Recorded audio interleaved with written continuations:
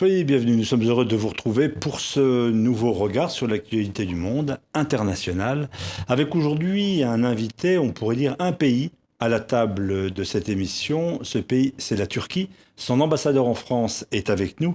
Aki Akil, merci d'avoir répondu à notre invitation. La Turquie, très présente dans l'actualité internationale, avec bien sûr ce qui se passe à la frontière de la Syrie, de l'Irak. Nous parlerons des relations avec l'Europe, avec les États-Unis, de la tension avec Israël, et puis 2015, la question de l'Arménie, du génocide, que nous aborderons également. Vous allez répondre aux questions de Sophie Malibaud de RFI et de Christophe Ayat, qui est le chef du service international du quotidien Le Monde. Monsieur l'ambassadeur, avant de vous poser ces questions, on regarde tout d'abord sur l'actualité de votre pays. Du ciel, Istanbul pourrait ressembler à toutes les capitales modernes d'Europe. Gratte-ciel, autoroute, tramway s'enchevêtrent autour de la vieille ville historique. Voici en 10 ans de régime Erdogan, la Turquie 2014, une nouvelle société consumériste à l'image des centres commerciaux qui ont fleuri un peu partout aux quatre coins du pays. Et si la croissance connaît un ralentissement depuis 2012, ce grand pays de près de 75 millions d'habitants, à la jonction de l'Europe et de l'Asie, a bien résisté à la crise économique mondiale.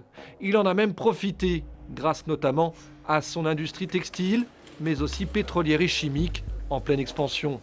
Un miracle économique et social dû à la gestion libérale d'un seul homme, l'islamiste modéré Recep Erdogan, Premier ministre pendant 10 ans, élu dès le premier tour, président de la République en août dernier. Je suis le premier président élu au suffrage universel de l'histoire de notre pays. Une histoire vieille de 2000 ans. Pour certains, Erdogan est le nouvel Atatürk, en référence à celui qui jeta les bases de la Turquie moderne au début du siècle dernier. Il partage, il est vrai, le goût de la personnification du pouvoir, à l'image de cet immense palais présidentiel inauguré il y a quelques jours. Il partage aussi un certain goût de l'autoritarisme. On se souvient des manifestations hostiles à sa politique, sévèrement réprimées en juillet 2013. Mais la Turquie de Recep Erdogan se veut islamiste avant tout, lorsque celle du premier se voulait profondément laïque. Une différence de taille, à l'heure aussi d'affronter la montée du djihadisme dans la région, marquée par son refus de s'engager militairement contre les combattants du groupe État islamique en Syrie et critiquant même l'intervention aérienne occidentale. Larguer des bombes depuis les airs ne réglera jamais le problème de la terreur. Aujourd'hui, la Turquie semble de plus en plus s'imposer comme une nouvelle puissance économique et diplomatique, indépendante. Ankara semble se détourner de la tutelle européenne pour mieux se concentrer sur l'Orient et reconstruire son ancienne influence à l'époque où l'Empire turc ottoman régnait jusqu'aux portes de l'Algérie au début du XIXe siècle. Alors peut-être, monsieur l'ambassadeur, première interrogation, ce qui se passe à la frontière de votre pays, donc la Turquie, avec la Syrie. On a le sentiment d'un jeu un peu complexe pour Ankara, pour donc la Turquie, de ne pas choisir au fond entre le régime d'Assad et puis ce qu'il est convenu d'appeler l'État islamique, c'est-à-dire Daesh. Position très complexe, où en est votre pays aujourd'hui ? Écoutez, peut-être pour mieux comprendre ce qui se passe dans la région, il faut aller un peu plus loin. C'est-à-dire, il y a 4 ou 5 ans, nous avions déjà dit à nos amis américains que si à Bagdad, il n'y avait pas un gouvernement inclusif avec Maliki, s'il continuait sa politique sectaire, on allait avoir plein de problèmes dans la région et cela pouvait mener au démembrement de l'Irak. Malheureusement, ce que nous voyons aujourd'hui, c'est le résultat des politiques de Maliki qui n'a pas voulu inclure certaines parties de la société dans le gouvernement. C'est-à-dire les composantes politiques de l'Irak. C'est-à-dire les sunnites étaient exclus du pouvoir, il n'a pas pu s'entendre avec l'administration kurde pendant 5 années, ni sur les revenus pétroliers, ni sur le paiement des peshmerga. Donc, ça nous a mené... Ça, c'est le bourbier d'aujourd'hui, mais où en êtes-vous et quelle est la position de votre pays alors que la guerre est à sa porte ? Voilà, et de l'autre côté, en Syrie, nous avons essayé au début de convaincre Bachar el-Assad de faire certaines réformes pour qu'il n'y ait pas un soulèvement de l'opposition. Et il nous a fait toujours des promesses. Et nous nous sommes entendus parfois sur une feuille de route les réformes à appliquer en Syrie pour empêcher qu'il y ait justement ce bourbier. Malheureusement, les promesses n'ont pas été tenues et la Turquie a eu le choix entre supporter l'opposition syrienne modérée ou Bachar el-Assad. Nous, bien sûr, nous avons fait notre choix. Nous avons supporté l'opposition syrienne modérée plutôt que Bachar el-Assad qui avait commencé à attaquer des innocents avec des armes lourdes. Avec ces armes chimiques notamment. Pour revenir sur l'Irak, aujourd'hui, ce n'est plus Maliki, justement. Il y a un nouveau gouvernement en Irak. Est-ce que vous comptez sur ce nouveau gouvernement pour lier d'autres liens avec les tribus sunnites, par exemple, qui pourraient être très importantes dans la lutte contre les extrémistes de l'État islamique? Bien sûr, depuis le début, nous essayons d'encourager le gouvernement d'Al-Abadi pour dire qu'au moins dans le gouvernement, il y ait des postes importants pour les sunnites et nous avons vu avec grand plaisir que le ministre de la Défense est un sunnite, Khalid Obeidi, qui peut, disons, encourager les tribus sunnites à participer du côté du gouvernement à la guerre contre Daesh, parce qu'il est très important de gagner les tribus sunnites. Sinon, Daesh va trouver un terrain très fertile politiquement pour recruter des combattants au sein de son organisation. Sans le soutien des tribus sunnites, je ne pense pas que nous pouvons gagner en Irak contre Daesh. Il y a le symbole d'une ville actuellement à votre frontière, Kobané, où les Kurdes tentent de résister à l'État islamique. Votre pays ne semble pas avoir une politique tout à fait claire et constante dans cette affaire. Vous venez d'autoriser le passage des Kurdes de votre pays, de Turquie, pour leur venir en aide. Est-ce que ça veut dire qu'il faut aller plus loin, peut-être les armer ou engager votre propre armée aux côtés de ces Kurdes pour vaincre Daesh? Écoutez, notre politique depuis le début de cette crise a été toujours très consistante. Nous avons dit qu'il fallait créer une zone de sécurité pour protéger les civils dans cette région frontalière au sein même de la Syrie. Il n'y a plus de civils à Kobané. Il n'y a plus de civils. Non, pas à Kobané, mais il n'y a pas que Kobané. Il y a Alep, il y a Raqqa, il y a plein de villes. Il y a Idlib. Donc, il fallait créer une zone de sécurité qui sera protégée par une zone d'exclusion aérienne. Ça, c'était notre politique et nous sommes d'ailleurs d'accord sur ce sujet avec la France. La France également voit qu'il faut, pour pouvoir protéger les civils dans la région, il faut des zones de sécurité et des zones d'exclusion aérienne. Quant à Kobané, j'ai toujours dit que Kobané n'était que la partie visible de l'iceberg. C'est-à-dire, avant Kobané, il y a 40% du territoire irakien qui avait été occupé par Daesh. Il y a eu plein de massacres. Il y a les Yézidis, 40 000 Yézidis qui ont fui vers la Turquie que nous avons acceptés. Il y a eu les chrétiens d'Orient qui ont échappé au massacre de Daesh, ceux qui ont pu échapper, qui sont venus se réfugier en Turquie. Et aujourd'hui, Daesh a commencé à attaquer une région de la Syrie qui avait été sous le contrôle de PYD, un autre groupe qui avait pris le contrôle de la région et qui avait coopéré avec Bachar el-Assad. En fait, ils avaient... Les Kurdes, enfin... Les Kurdes syriens. Voilà, les Kurdes syriens. Quand Daesh a attaqué cette partie, Kobané, nous avons ouvert nos frontières et nous avons accueilli 200 000 Kurdes en un jour. C'est-à-dire, aujourd'hui, si les civils kurdes, si les Kurdes ne sont pas massacrés à Kobané, ce n'est pas grâce aux raids aériens, mais c'est grâce à la politique de la Turquie d'avoir ouvert ses frontières et d'avoir accepté les enfants, les vieux, les femmes, 200 000 civils. Aujourd'hui, à Kobané, il n'y a que les professionnels qui se battent. C'est-à-dire, il y a la guérilla de PYD et la guérilla de Daesh qui se battent entre eux. Oui, mais il n'y a plus de civils. Monsieur l'ambassadeur, Christophe Ayad, Le Monde. On a parfois l'impression que votre pays préfère avoir à sa frontière le mouvement ou les djihadistes de l'État islamique plutôt que le PYD qui, c'est connu, est un grand allié du PKK ce parti des travailleurs kurdes. Voilà, interdit, qui a mené une rébellion armée en Turquie pendant 20 ans. Et qui a causé 30 000 morts. Voilà. Mais alors, mais ça n'est jamais dit. Il semble que votre président préfère toujours dire oui, mais pourquoi on se concentre sur Kobané, etc. Mais est-ce que vous préférez avoir, franchement, l'État islamique plutôt que le PYD à vos frontières? Mais nous ne voulons aucun des deux. Nous sommes pour l'intégrité territoriale de la Syrie et de l'Irak. Nous ne voulons ni PYD à nos frontières, ni Daesh à nos frontières. Mais PYD est une menace pour la Turquie. Ben, PYD est une menace pour la Turquie et pour la région autonome du Kurdistan également. Pour quelle raison? Pas seulement pour nous. Pour quelle raison c'est une menace pour la Turquie? Parce que le PKK actuellement a ses visées régionales, aussi bien en Syrie, en Irak qu'en Turquie. Donc, ce n'est pas un mouvement seulement qui vise un territoire en Turquie, mais également qui constitue une menace pour Erbil. Et c'est pour ça, Erbil a longtemps hésité, je pense, pour envoyer des peshmergas. Ça, c'est...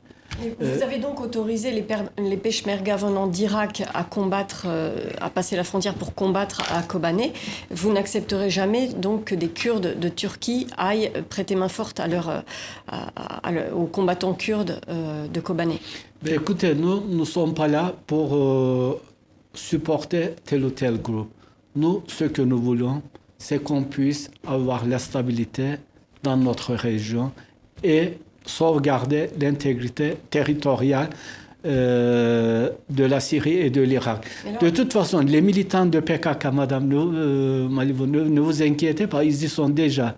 Chaque jour, quand il y a des décès des militants, ils les amènent en Turquie pour les enterrer. Ne pensez pas que les militants du PKK ne sont pas à Kobané. Ils y sont. C'est-à-dire, vous ne pouvez pas les empêcher. La frontière est facile à passer aussi bien du côté irakien que du côté... Monsieur l'ambassadeur, vous êtes toujours hostile aux frappes aériennes de la communauté internationale? Nous n'avons jamais été hostiles aux frappes aériennes. Nous avons dit que c'était indispensable, c'était utile, mais que ces frappes aériennes ne pouvaient pas résoudre le problème, ni à Kobané, ni à Alep, ni ailleurs. Mais la base il faut une armée terrestre pour pouvoir sauver ou pour pouvoir arrêter Daesh. La base d'Ornserlik ne permet pas actuellement le départ des avions pour des bombardements une base aérienne de l'OTAN survole le territoire, en effet, de la Turquie. C'est pas de l'OTAN, mais d'abord, la base d'Injirlik, nous en discutons avec les Américains. Nous, ce que nous voulons savoir exactement, c'est que l'opération doit avoir un but politique. C'est-à-dire, pourquoi on mène cette opération? Pourquoi on se concentre sur Kobané et pas à Raqqa? Pourquoi on se concentre sur Kobané et la coalition ne se concentre pas sur Jarablus? Ou pourquoi ils ne sont pas intervenus à Mossoul? Et on se concentre sur... C'est une ville symbole, oui. C'est une ville symbole, mais je pense qu'il ne faut pas essayer de créer ou de martyriser une ville au détriment des autres. Là-bas aussi, il y a des civils qui sont tués. À Alep, aujourd'hui, malheureusement, il y a Bachar el-Assad qui continue ses attaques avec des barils pleins d'explosifs. Aujourd'hui même, il y a eu 16 morts, des enfants et des femmes. Et personne ne fait attention. On voit bien la liste, d'ailleurs relativement longue, des ennemis que vous pouvez identifier. Un certain nombre de mouvements kurdes, l'État islamique Daesh, Bachar. Mais au fond, dans la région, vous êtes seul. Sur qui pouvez-vous compter? Mais nous ne sommes pas seuls. Je crois que Bachar, il y a une coalition internationale contre Bachar el-Assad, y compris la France. Il y a une coalition internationale contre Daesh. Pourquoi vous pensez que la Turquie soit seule? Vous êtes surpris par le fait que Bachar soit encore là? Vous pensiez qu'il était plus fragile? Écoutez, au début, tout le monde pensait qu'il pouvait partir plus tôt. Il a résisté à cause des erreurs que nous, les Occidentaux, nous avons commises parce que nous n'avons pas su donner le soutien nécessaire à l'opposition syrienne modérée.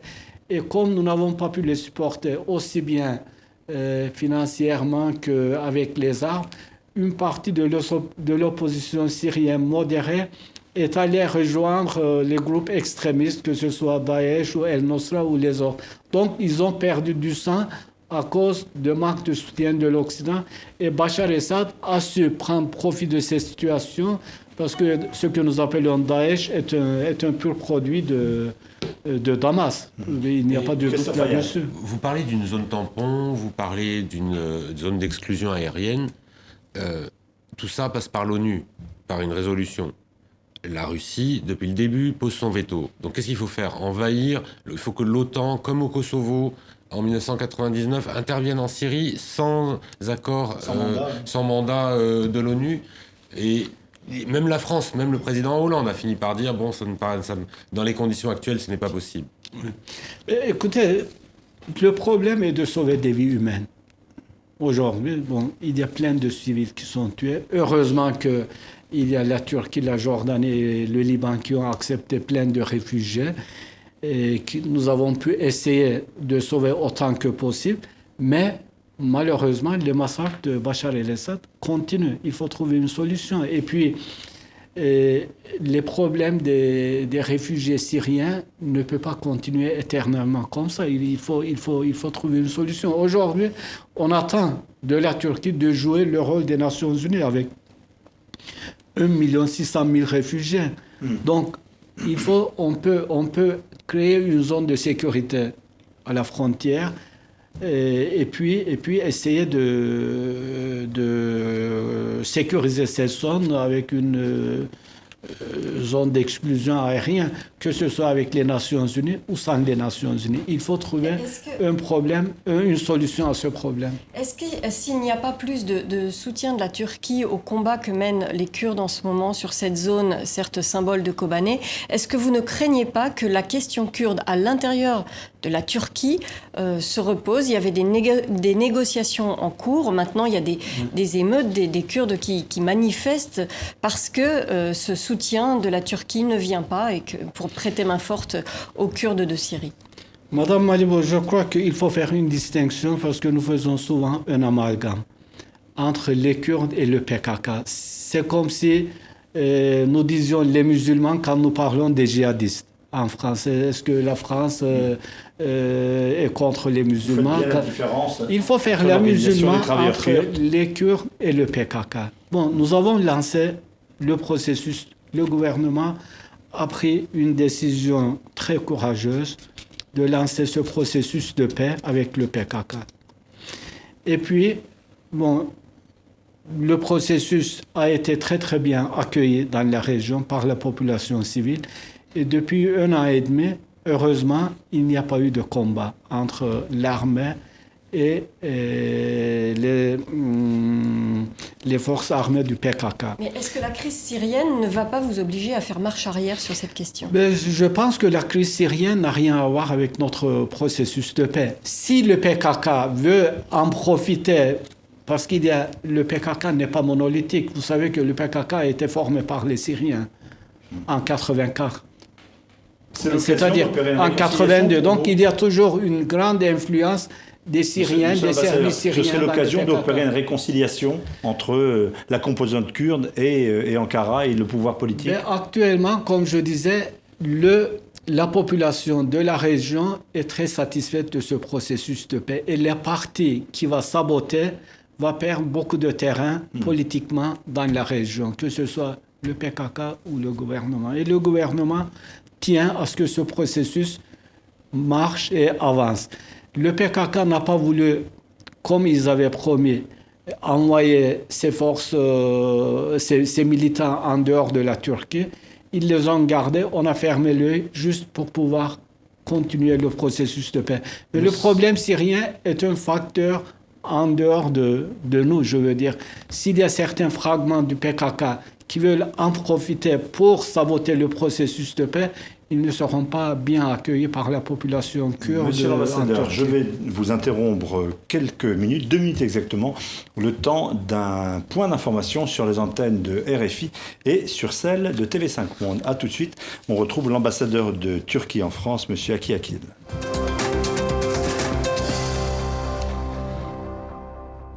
Retour international, nous recevons aujourd'hui Aki Akil, l'ambassadeur de Turquie à Paris. Merci d'avoir accepté notre invitation. Et je me trouve en compagnie de Sophie Malibaud de RFI, de Christophe Ayad, chef du service international du Monde, qui vous pose la première question. Monsieur l'ambassadeur, depuis 2-3 ans, 2 ans et demi, 3 ans, des milliers de citoyens européens, occidentaux, venus de pays arabes, musulmans aussi, et d'Asie, affluent dans votre pays pour aller combattre en Syrie. Monter au djihad. Oui. Voilà. Et alors, certains peut-être au début étaient bien intentionnés, mais aujourd'hui, c'est plus vraiment le cas. Ce ne sont pas des gens qui vont combattre Bachar el-Assad. Ils vont instaurer un califat et participer à des exactions absolument affreuses comme les décapitations, la détention d'otages, etc. Certains d'entre eux repartent même et reviennent dans des pays occidentaux via des trajets compliqués, mais qui passent nécessairement toujours par la Turquie, qui est la porte d'entrée et de sortie aujourd'hui de la Syrie. On a l'impression que votre pays, vos autorités locales, n'ont pas fait grand-chose pour contrôler ce flux, pour transmettre des informations, des renseignements. En France même, il y a eu un malentendu entre 3 djihadistes qui étaient revenus, puis qui sont arrivés à Marseille alors qu'on les attendait à Paris. Et... Est-ce qu'encore joue le jeu, quoi. Voilà. Bon, si vous me permettez, avant de répondre à cette question, j'aimerais lire une lettre que j'ai reçue de Belin Bellier. Bon, j'ai reçu plein de lettres en ce qui concerne ces sujets-là. Je vais lire la lettre de M. Gérard Rodriguez parce ça vient de Bordeaux. Et comme je suis un ex-bordelais, j'ai pris cette lettre-là. Vous nous en donnez qui me dit général, si vous voilà. voulez bien. Non, c'est très court. Monsieur l'ambassadeur, j'aime beaucoup votre pays que j'ai visité à plusieurs fois, d'Istanbul à Anne, de Nemrut'a à Antalya, où j'ai toujours été fort bien reçu. J'ai longtemps cru que par sa culture comme par son histoire, la Turquie avait sa place en Europe et je pensais qu'elle devait être accueillie de plein droit au sein de l'Union européenne. Aujourd'hui, l'attitude pour le moins complice de votre gouvernement à Kobané face aux exactions et la sauvagerie de Daesh m'a montré à quel point je me trompais et combien j'avais été naïf. Entre la barbarie des terroristes islamistes et les Kurdes, vous avez en effet choisi les premiers. Moi, ce genre de lettres, ça me fait mal au cœur. Et je pense qu'il y a vous faites le jeu des terroristes. Il y a une injustice qui a été faite aux Turcs, à la population turque et au gouvernement turc. Parce que double discours. Non, ce sont des accusations qui ne sont pas fondées et je vous assure qu'ils sont le fruit des médias. Parce que, comme je disais tout à l'heure, c'est nous qui avons sauvé les vies à Kobané. C'est nous qui avons accepté 200 000 Kurdes chez nous. Nous les logeons, nous les nourrissons et nous en sommes fiers. Et cela montre la noblesse de la population turque. Nous avons plus de 1 600 000 réfugiés depuis 2 ans. Alors qu'est-ce qui se passe ? C'est une difficulté logistique à repérer ceux qui vont si aller vous me laissez, combattre. je vais y revenir. Nous avons dépensé 4,5 milliards de dollars, c'est-à-dire 0,5 de notre produit intérieur brut pour les réfugiés, les chrétiens d'Orient, les yézidis, les Kurdes, les Arabes, les Turkmènes, sans faire aucune distinction religieuse ou ethnique. Nous leur avons ouvert nos portes. Mais la question portait sur les combattants. Cela équivaudrait à 10 milliards, un effort de 10 milliards d'euros pour la France. Monsieur l'ambassadeur, personne ne discute cet effort de votre pays, mais la question qui n'est pas polémique de notre ami est de savoir si votre pays joue le jeu, notamment en matière de renseignement ou de sécurité, pour les Occidentaux qui montent le djihad ou qui en reviennent. Voilà. Vous nous demandez, la Turquie est le 6e pays comme destination touristique, avec 39 millions de touristes par an. Ce que nos amis européens nous demandent, c'est d'arrêter des gens que nous ne connaissons pas. Comment vous voulez que les services... Une mauvaise coopération, vous n'êtes pas assez informés. Oui, au début. Vous nous demandez d'arrêter des gens. Comment moi, mes policiers à la frontière turque peuvent faire la distinction d'un djihadiste d'un touriste normal, à cause de la barre, à cause de la tenue, à cause de quoi, grâce à quoi. Donc il faut une coopération. Dans cette lutte contre les djihadistes, la partie la plus importante est un échange d'informations. Et c'est le pays de sortie qui est le plus important. C'est la France qui peut le connaître, pas moi. Donc vous ne recevez pas assez d'informations des Français. Vous ne recevez pas assez d'informations en provenance du gouvernement. Maintenant, nous en recevons plus qu'avant. Et puis au début, il y avait plein de djihadistes qui venaient combattre, enfin djihadistes, des jeunes qui venaient combattre en Syrie contre le régime de Bachar el-Assad. Comme j'ai dit tout à l'heure, la plupart de ces jeunes-là, par la suite, ont préféré rejoindre les groupes plus extrémistes parce qu'ils n'avaient pas assez de soutien logistique ou financier ou d'armement. Et les groupes extrémistes style Daesh ou Al-Nusra ou Al-Qaïda étaient, disons, beaucoup plus comme idéologie ou comme moyen pour combattre, étaient devenus plus attirants pour ces jeunes-là. Mais pour le passage à la frontière turco-syrienne, je reviens à cette question. N'imaginez pas que cette frontière est comme la frontière entre la Belgique et la France. Nous avons plus de 1200 km de frontière où il y avait ces réfugiés syriens qui sont logés. Quand la situation va meilleure, ces gens-là rentrent chez eux. Il y en a une partie qui revient quand il y a les combats. Donc, il y a toujours ce va-et-vient à la frontière, malheureusement.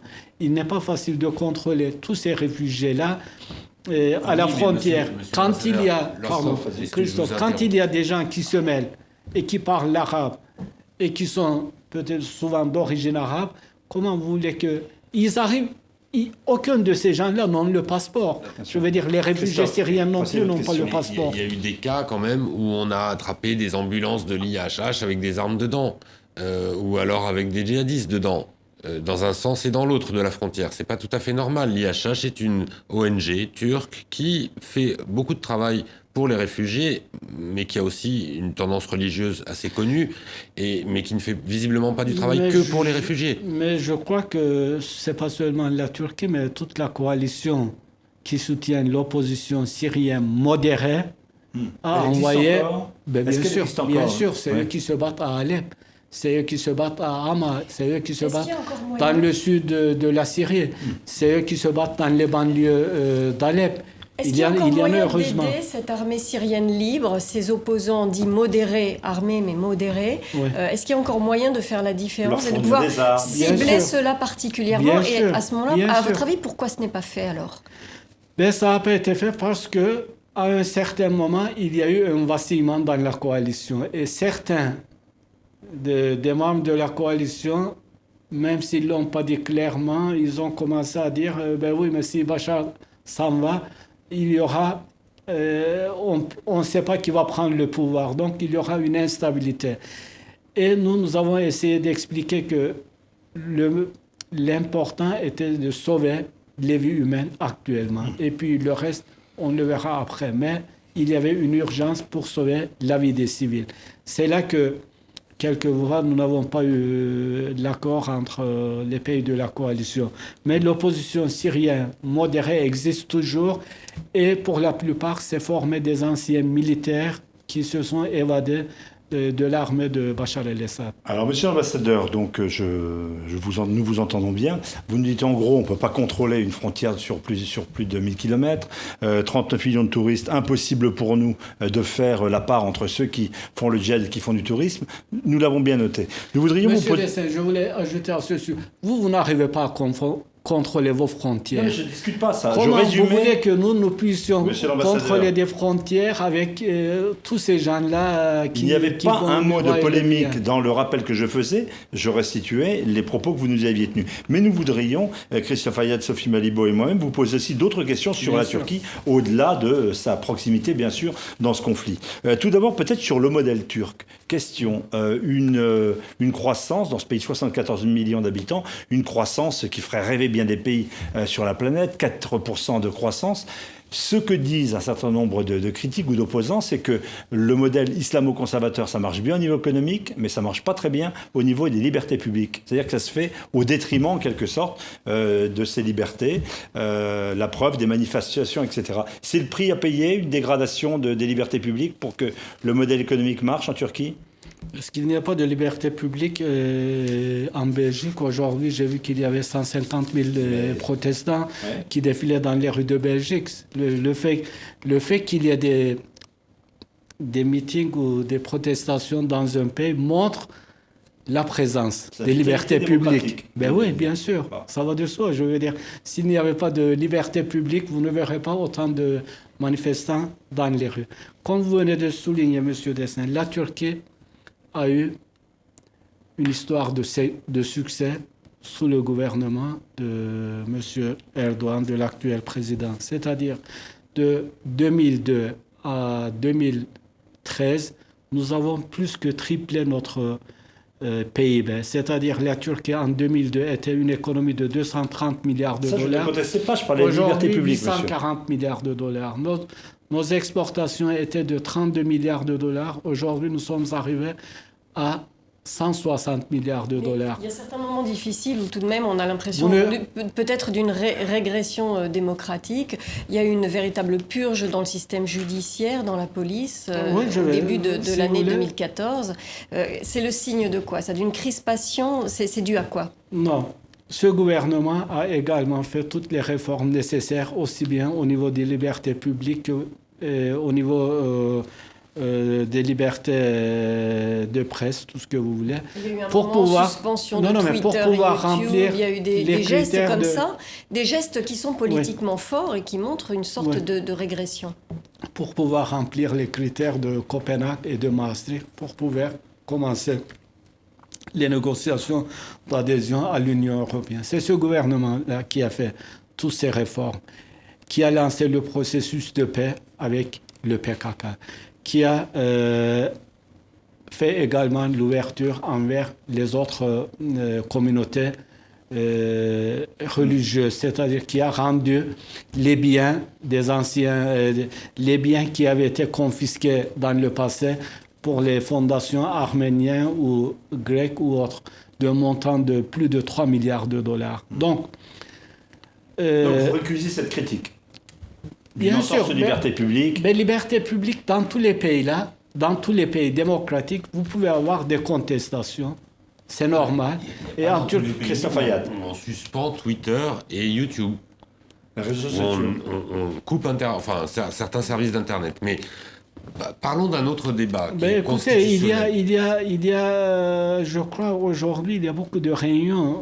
Je ne vais pas me référer à la réunion qu'il y a eu également hier à Paris, où tous les gouvernements ont commencé à penser comment lutter contre les diffamations à travers Twitter ou Facebook. C'est-à-dire, le monde fait face aujourd'hui à une nouvelle technologie qu'elle n'arrive pas à dominer. Parce que vous pouvez écrire ce que vous voulez sur Twitter et tout de suite, c'est dispersé. Vous ne niez pas donc qu'il y a une volonté de contrôle? Oui, il y a une volonté de contrôle, pas de la part de la Turquie, je vous dis. Il y a des réunions internationales pour savoir... Christophe Ayad précise sa question. Pour pouvoir savoir comment on peut empêcher la diffamation des informations erronées ou empêcher les terroristes de Daesh, par exemple, de communiquer à travers Twitter ou à travers le Facebook. On a compris votre pensée, mais normalement, il y a des décisions de justice pour ça, et ça se fait par... Bon.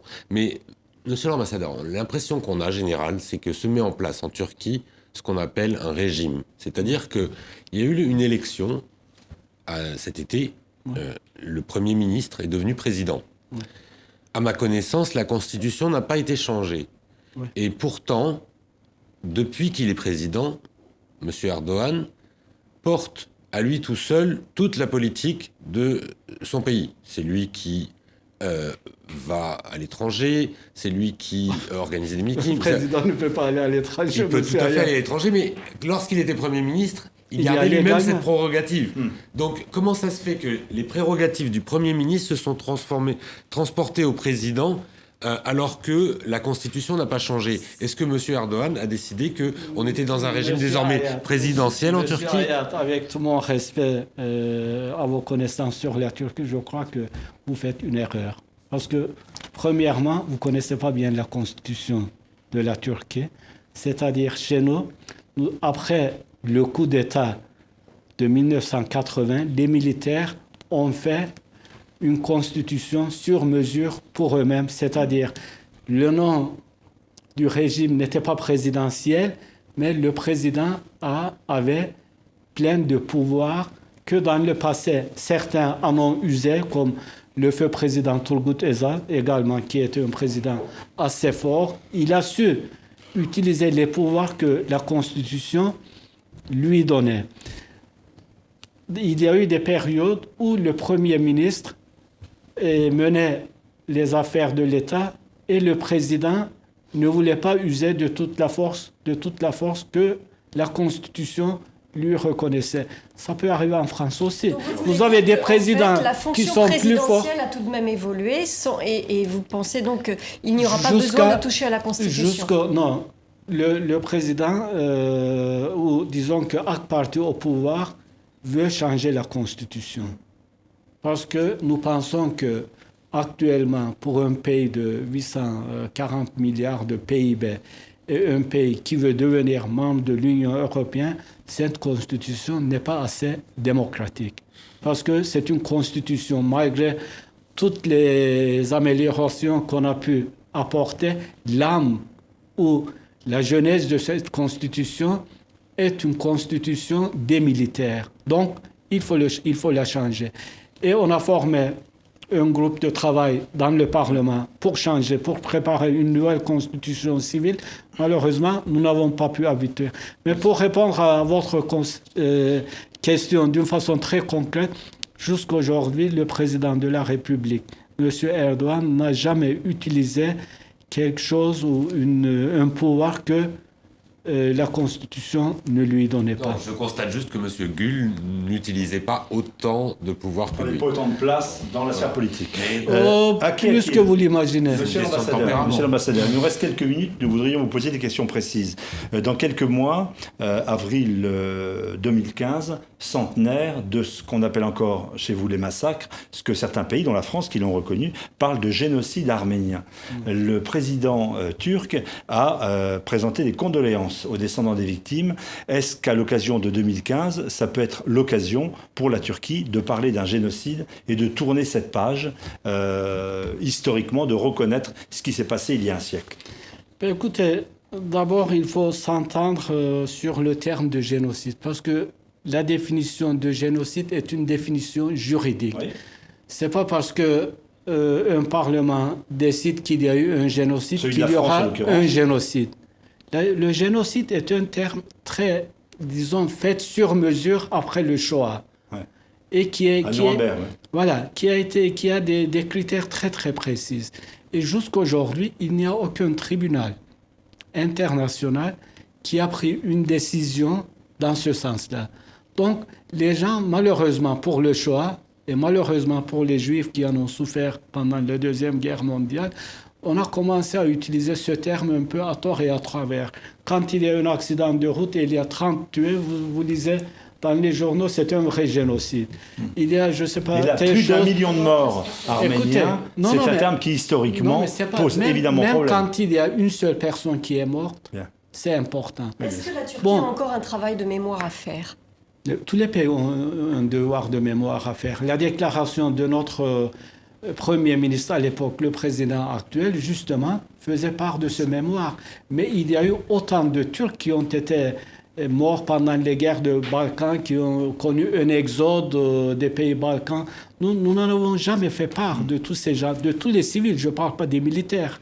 Plus de 500 000 Turcs qui ont été obligés de faire l'exode des pays balkans. Monsieur l'ambassadeur, est-ce qu'on doit attendre pour 2015 un signe, un mot, un geste, une ouverture de la part de votre régime, où vous nous dites 2015, ça sera comme 2014 et 2016, on parlera des massacres, point barre. Je crois que je me suis mal exprimé. Ce n'est pas au gouvernement turc ou au gouvernement français ou au gouvernement... C'est à qui, c'est un tribunal avec les preuves à l'appui qui doit décider s'il y a eu génocide ou non.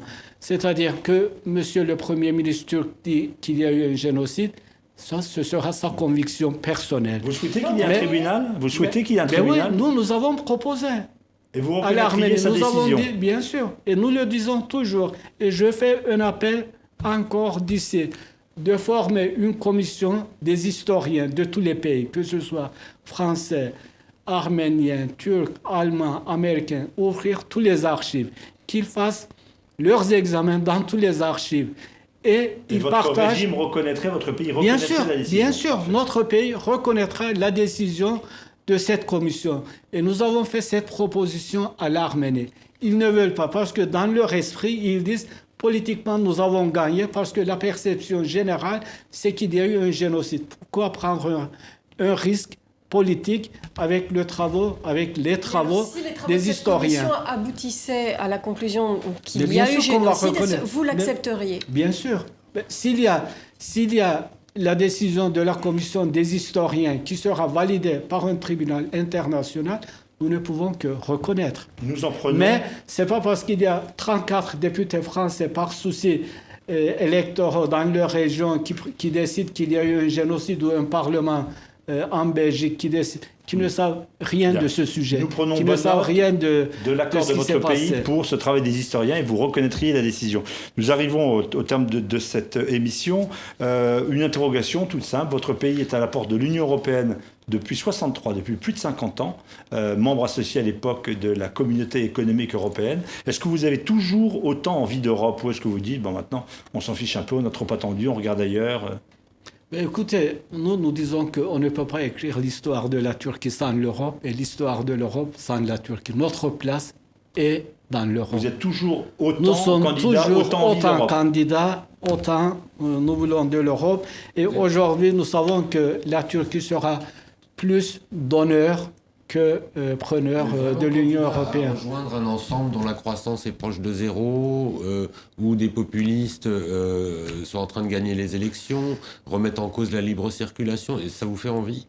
Oui, parce que... Ou est-ce que la Turquie va plutôt former peut-être une sorte de regroupement avec l'Asie centrale? Pour nous, l'important est de rejoindre ou de joindre une famille avec qui nous partageons les mêmes valeurs.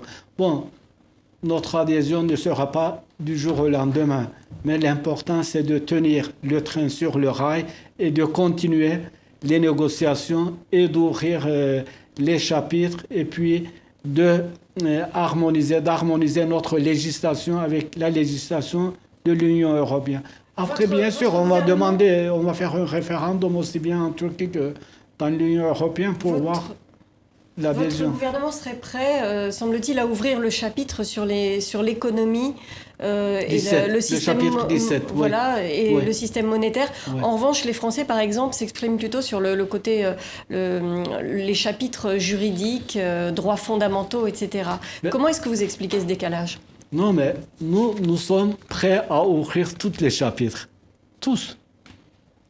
Et nous disons, bon, les chapitres 22 et 23 sur les libertés, les droits de l'homme et le système judiciaire est bloqué par les Chypriotes grecs. Le chapitre 17 sur l'union monétaire est bloqué par la France. Mais durant la dernière visite de notre président, bon, la France a dit que c'est pas la France qui va faire un blocage contre l'adhésion de la Turquie à l'Union européenne. Il faudrait aussi la reconnaissance de Chypre. La reconnaissance qui est membre de l'Union européenne. Des Chypriotes grecs, vous voulez dire, parce qu'il n'y a pas un gouvernement qui représente actuellement toute l'île. Vous donnez un agenda, la Turquie dans l'Europe, c'est dans combien de temps? 5 ans, 10 ans? On n'est plus pressé après 50 ans? Non, mais je n'ai pas ma boule avec moi, malheureusement. Bon. Mais vous n'avez pas d'échéance le plus tôt possible? Nous ne sommes pas pressés. L'important, comme je disais, c'est de tenir le train sur les rails et d'avancer et de ne pas... de ne pas dérailler. D'ailleurs, il y a le président de la Commission qui a dit que l'élargissement n'était pas dans l'ordre du jour de l'Union européenne pour les 5 années à venir. Donc, entre-temps, nous devons faire notre devoir de maison. Monsieur Akil, merci d'avoir accepté notre invitation. Monsieur l'ambassadeur de Turquie en France, merci d'avoir répondu à nos questions. Excellente suite de programme sur les antennes de RFI, de TV5 Monde et excellente lecture du quotidien Le Monde également.